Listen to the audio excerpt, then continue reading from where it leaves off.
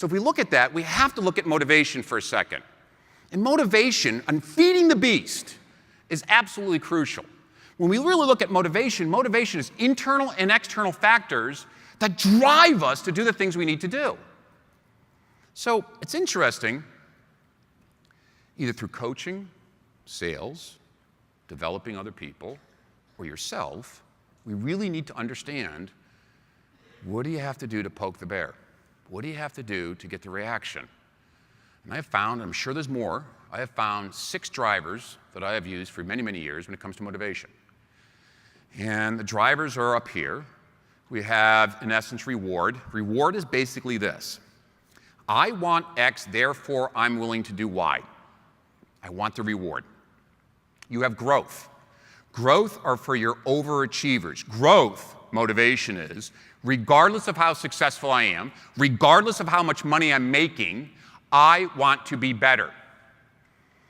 So people who are motivated by growth, they're always trying to figure out, how do I get to the next level? It's not about what I accumulate. It's about, honestly, how good can I really, really be? Then you have others, social factors. They want to be part of a group. They want to be part of that clique. They want to be at that level. Achievement. They want to make club. They want to have a certain award. #1 top salesperson. Fear of consequences. That's pretty easy. Fear is fear.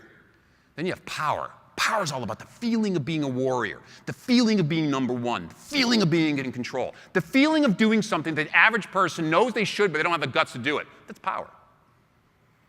So my question to each of you is, do you know what motivates you? If you had to pick these 6, do you know? Here's a question I'm going to have to write it down if you have your book still. Ask yourself, #1 is, what motivates you? Here's the next thing I'd like you to write down is this. Give me 2 of the most important people in your business life. Just write down their names, the 2 most important people in your business life. The most important people in your business life. Then I'm going to turn around and I'm going to ask you this. Right after their name, what motivates them?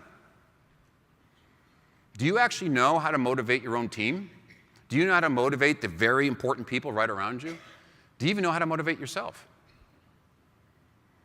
How many people, by the way, and you also have to understand motivation is fluid. These are 6. We typically have 3 that drive us. And they change.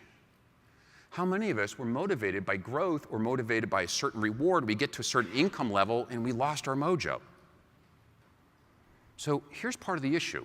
We communicate, we talk to, we motivate, we have dialogue with our team. You motivate your team the same way you need to be motivated. But what happens if your team is not motivated the way you are? I'm motivated by negative. I'm motivated by 13, 14, boom, right in the backside. I'm motivated when you slap me. What's wrong with you? Are you breathing? Did you bring your big boy pants with you? What the hell happened in that sales call? That was awful. My son is the opposite. He needs positive, reassuring statements. He needs, you're doing a great job. You can do this. Feel the power. You got this, man. Go do it. So if I motivate him the way I need to be motivated, what happens? Right, we got problems. You go motivate your staff and say, here's incentive. This is great, but they're not motivated by incentive. We have a problem. So you need to understand what motivates you and your staff.